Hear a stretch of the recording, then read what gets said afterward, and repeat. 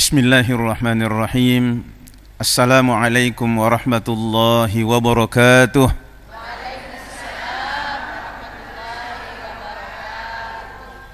Alhamdulillahi rabbil alamin. Wassalatu wassalamu ala ashrafil anbiya'i wal mursalin Sayyidina Muhammadin wa ala alihi wa sahbihi ajma'in. Subhanaka la ilma lana illa ma'allamtana innaka antal alimul hakim. Wala hawla wala quwwata illa billahil aliyyil azim. Amma ba'du. Ibu-ibu dan bapak-bapak jemaah pengajian yang dirahmati Allah. Pada umumnya, kalau tidak seluruhnya, manusia itu kalau dalam kondisi terjepit, kondisi kritis, pasti ingat sama Allah. Pasti itu. Misalnya kita lagi naik pesawat, pesawatnya turbulensi, terus ada pengumuman dari pilot, kencangkan sabuk pengaman karena kita akan mendarat darurat. Pasti syahadat ki, pasti istighfar ki, ya. Bahkan mungkin ada bernazar, kalau nanti saya selamat mendarat dengan selamat, saya akan ini akan itu. Di laut juga begitu, mungkin kita lagi di kapal, terus ombak besar, angin kencang, mesin mati, dan kapal terancam tenggelam. Pasti ingat sama Allah. Tapi banyak di antara mereka yang diselamatkan oleh Allah, ternyata kemudian lupa itu dengan janji-janjinya sama Allah itu. Untuk orang yang seperti ini diingatkan oleh Allah Subhanahu wa taala, "Qul huwal qadiru ala ay yab'atsa 'alaikum azaban min fawqikum aw min tahti arjulikum aw yalbisakum syi'a wa yuziqa ba'dakum ba'sa ba'd." Dialah Allah yang mampu menurunkan bencana kepada kalian dari atas dan dari bawah kaki kalian, atau Allah mencampurkan kalian dengan kelompok yang bertikai sehingga sebagian merasakan keganasan kelompok lain. Tadi kalau di udara merasa butuh dengan Allah, di laut merasa butuh dengan Allah. Tapi kalau di darat banyak merasa tidak butuh sama Allah. Padahal Allah dimanapun kita berada sama saja, tidak ada bedanya. Ya, jangan disangka kalau di darat kemudian kita tidak dijangkau oleh Allah atau merasa aman. Itu di dalam Al-Quran diingatkan, fala ya'manu makarallahi illal qaumul khasirun. Tidaklah merasa aman dari jangkauan Allah tadi itu kecuali orang-orang yang merugi. Jadi kalau ada perasaan kita tidak bisa dijangkau oleh Allah, tidak bisa disiksa oleh Allah, tidak bisa diberikan bencana oleh Allah, hati-hati. Siapa tahu kita termasuk orang-orang yang merugi. Tadi kita lihat bencana yang disebutkan dalam Al-Quran itu 3 sumbernya itu. Dari atas. Bencana apa kira-kira datang dari atas? Angin kencang, hujan deras, petir, asteroid. Yang jatuh meteor itu, kalau ibu-ibu baca sejarah punahnya dinosaurus, itu karena Teluk Meksiko dihantam asteroid raksasa yang menyebabkan 60% kehidupan di bumi ini musnah. Dia baru saat itu yang nabrak 60% musnah. Kalau 2, habis di dunia ini. Nah di luar sana ada jutaan meteor raksasa di sana itu yang berpotensi bisa nabrak bumi. Kalau bukan penjagaan Allah, tidak ada yang bisa selamat itu. Itu dari atas. Kemudian dari bawah kaki kalian, apa dari bawah? Gempa bumi, lumpur panas, dan masih banyak lagi bencana-bencana bisa muncul dari bawah itu. Nah, ada satu yang bencana yang mungkin kita kurang perhatikan tapi sangat dahsyat. Au yalbisakum syi'a.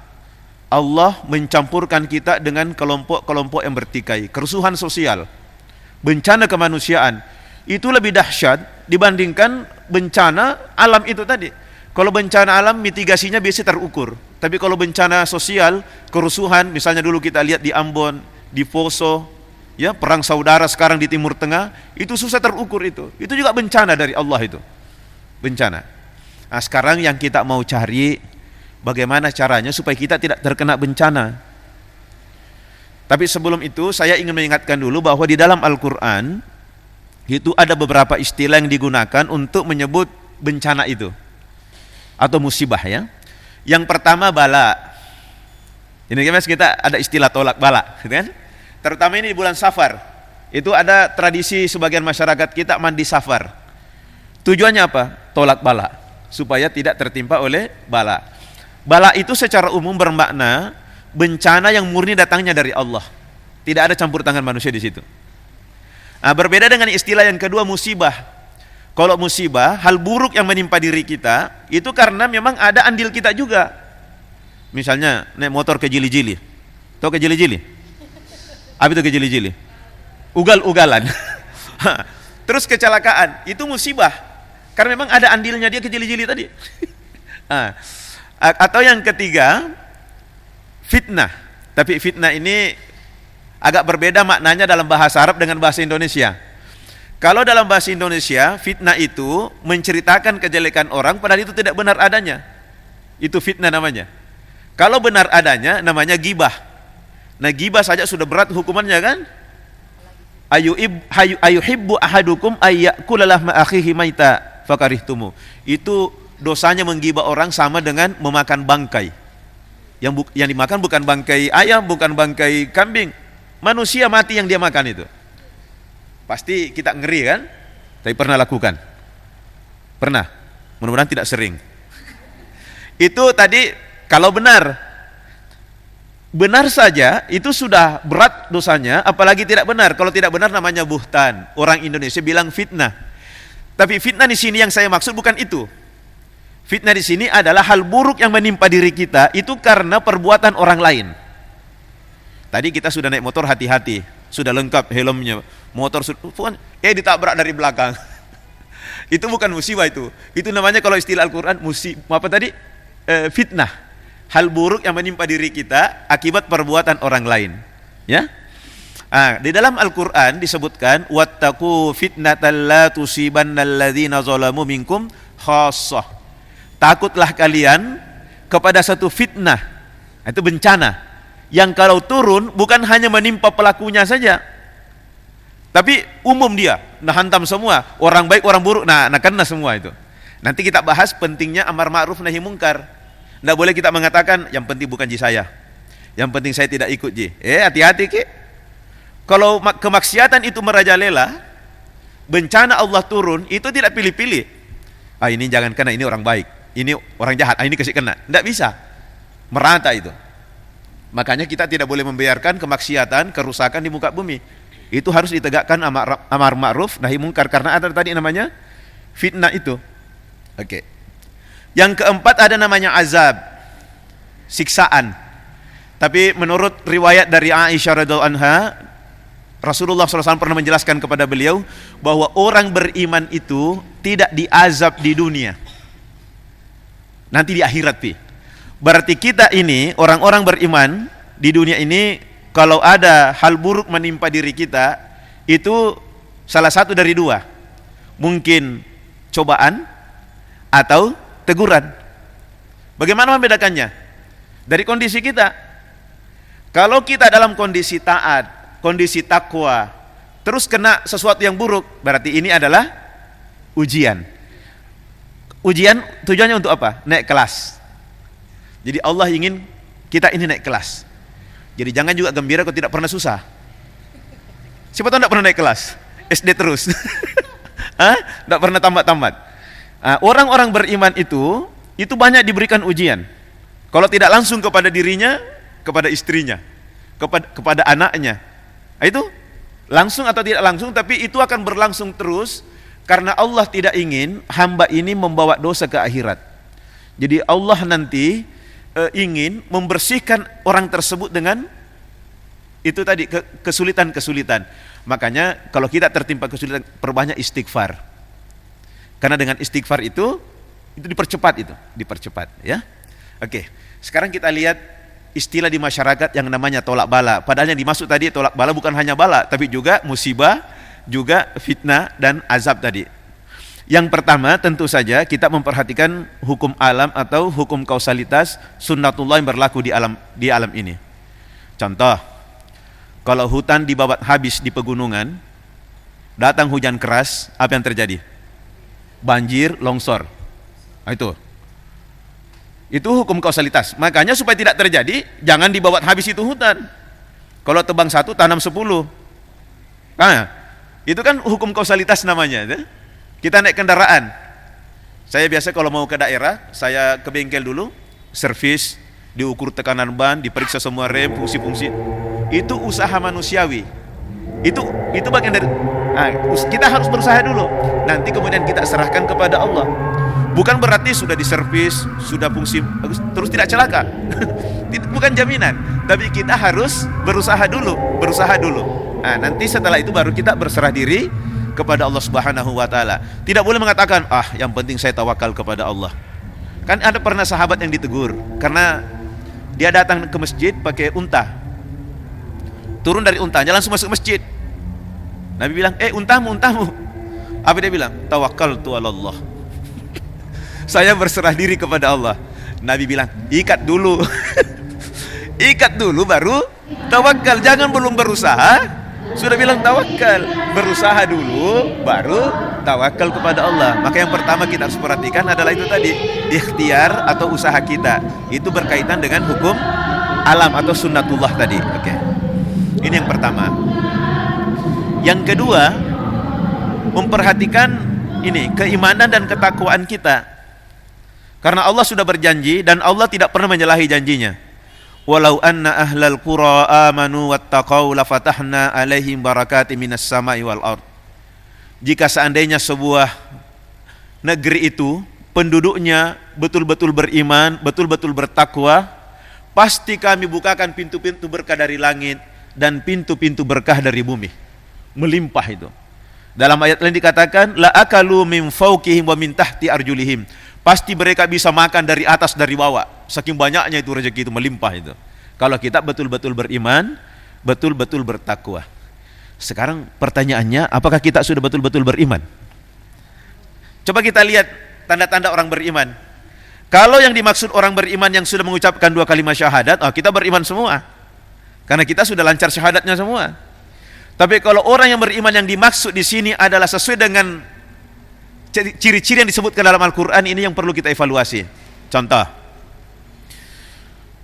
qad aflahal mu'minun alladzina hum fi salatihim khashi'un. Sungguh beruntunglah orang-orang beriman itu. Siapa mereka? Orang yang khusyuk dalam salatnya. Pertanyaan, sudah khusyukkah salat kita? Itu dia. Pikiran masih kemana-mana. Bahkan kadang ini dia cari kunci motor. Mana kunci motor? Nggak ingat. Dicari kemana-mana nggak ketemu. Begitu dia salat, Allahu Akbar. Ku ingat nih. Ini susahnya itu khusyuk dalam salat itu. Makanya kita harus berlatih untuk khusyuk supaya kita masuk betul-betul orang yang beriman. Oke, kita lihat tanda-tanda lain. Surah Al-Anfal. Innamal mu'minuna alladzina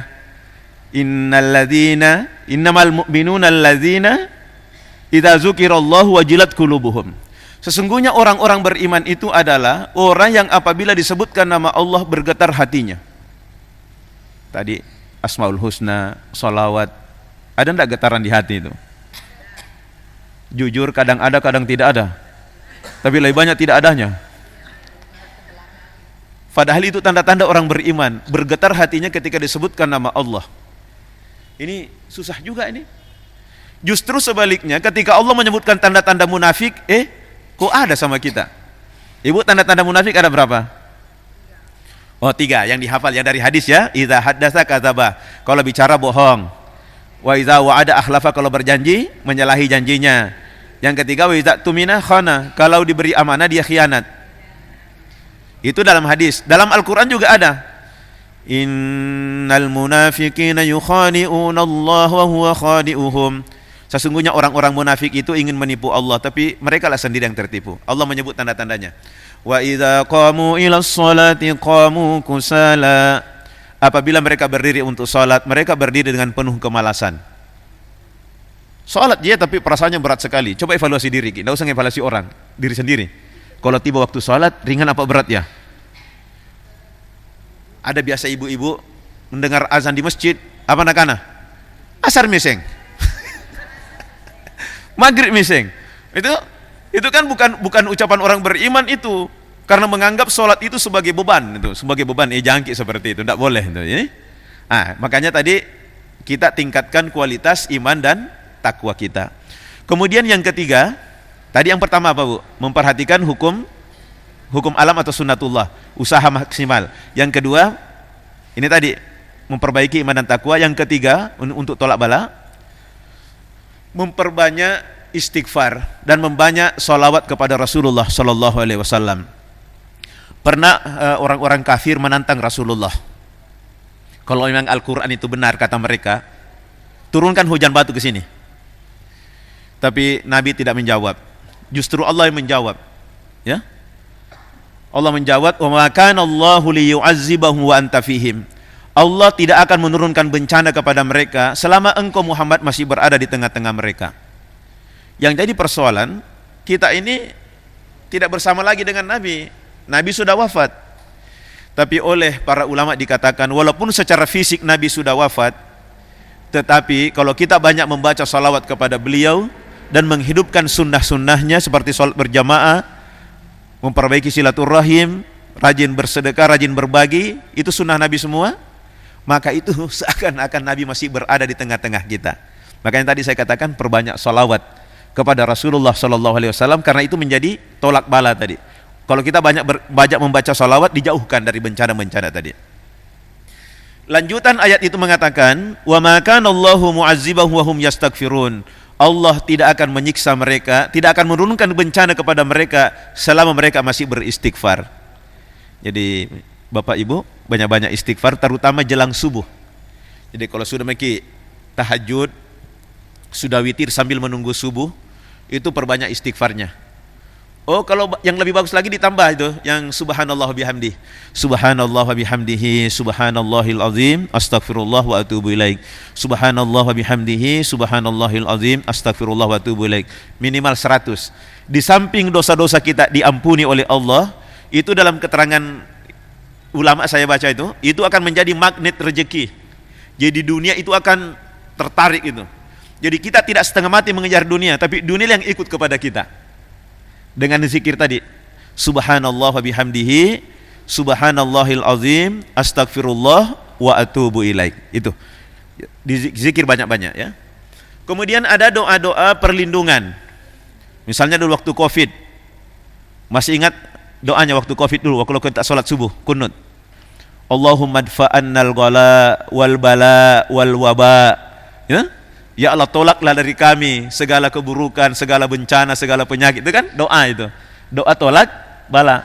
Cuma kita biasa kalau sudah aman tidak dibaca lagi karena merasa aman Tapi masih ada doa kunut kalau subuh ya? Allahumma hdina fiman hadait wa afina fiman afait wa tawallana fiman tawallait wa barik lana fi ma atait. Ini ya. Wa qina syarra ma qadait. Ada biasa menambah wa qina bi rahmatika syarra ma qadait. Ya Allah, jauhkanlah kami dari takdir yang buruk. Berarti ada takdir baik, ada takdir buruk. Doa kunut itu mengajarkan kepada kita supaya Allah menjauhkan kita dari takdir buruk. Kalau tidak dibaca dalam kunut witir, kunut subuh, karena ini khilafiyah, dibaca di kunut witir. Kalau kunut witir disepakati bahwa itu sunnah. Kalau bisa baca dua-duanya lebih bagus lagi, dibaca di kunut witir, dibaca lagi di kunut subuh, supaya kita dihindarkan dari takdir yang buruk. Kemudian yang terakhir, di samping memperbanyak zikir dan doa perlindungan tadi, ini jangan lupa amar ma'ruf nahi mungkar. Karena Rasulullah SAW menggambarkan kita ini umat Islam seperti orang yang sedang berlayar di tengah laut menggunakan kapal. Coba yang pernah naik kapal pelni, kan ada dek 1, dek 2, sampai dek 7.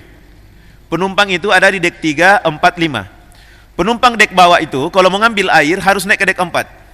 Kira-kira kalau ada penumpang berpikir pendek, repot naik ke atas, di bawah sini kan banyak air, ambil linggis, mau lubang itu kapal. Kalau lihat kayak penumpang seperti itu, apa tindakan tak? Dibiarkan? Dilihat-lihati? Pasti kita tangkap dia rame-rame. Kenapa kita tangkap rame-rame? Karena kalau dia lubangi kapal, bocor, air masuk, kapal tenggelam. Yang tenggelam bukan hanya yang membocorkan kapal, seluruh penumpang akan tenggelam.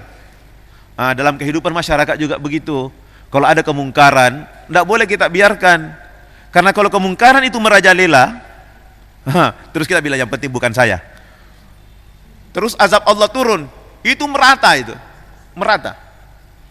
Konon kabarnya Nabi Musa alaihissalam pernah protes kepada Allah. Ya Allah, kalau kau turunkan bencana, yang berdosa tomo yang kena, jangan juga yang baik ikut kena. Waktu itu Nabi Musa tidak sadar berdiri di atas sarang semut merah. Kakinya digigit. Langsung dia mengamuk, dia gosok itu kakinya. Dia puluhan semut mati. Allah tegur, Musa, berapa yang gigit kakimu? Terus berapa yang kau bunuh? Tuh, baru saja kau protes sama saya, kau sudah mulai melakukan yang kau protes sama saya itu.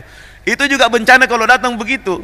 Mungkin pelakunya hanya mungkin 3-4 orang, tapi kalau azab turun, merata itu. Merata. Jadi jangan melakukan pembiaran terhadap kemungkaran atau keburukan yang terjadi di masyarakat. Harus kita bersuara.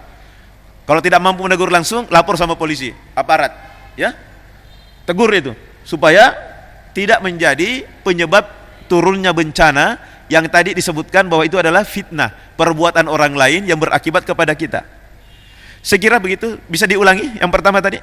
Apa yang kita lakukan untuk tolak bala? Satu, berusaha semaksimal mungkin, kita berikhtiar, ya, mengikuti sunnatullah. Yang kedua, meningkatkan atau memperbaiki iman dan takwa.